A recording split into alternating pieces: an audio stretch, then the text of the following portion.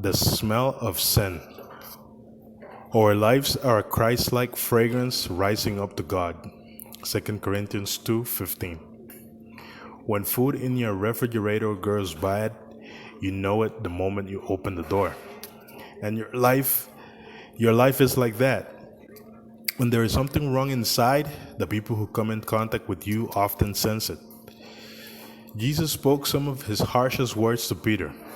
Get behind me, Satan, for you savor not the things of God, but those that be of men. Matthew 16:23. What was Peter's sin? Pride. He openly contradicted Jesus in Matthew 16:22. There are sins of the spirit and sins of the flesh.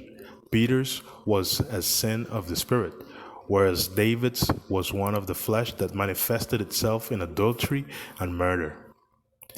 Later, David wrote, Cleanse me from secret faults. Keep your servant also from presumptuous sins. Let them not have dominion over me. Psalm 19:12-13. Now, God doesn't want you to become self-absorbed and introspective to the point where you live in condemnation. But He does want you to be sensitive to sin and deal with it immediately. Scripture gives us 3 ways to stay clean in a spiritually polluted world. Number 1, walking in the light, as in 1 John 1:7. That means striving to be honest before God and men. Number 2, being accountable, as in Ecclesiastes 4:9. That can mean having someone in your life who is mature enough to deserve your confidence, gracious enough to put up with your inconsistencies, and honest enough to confront you.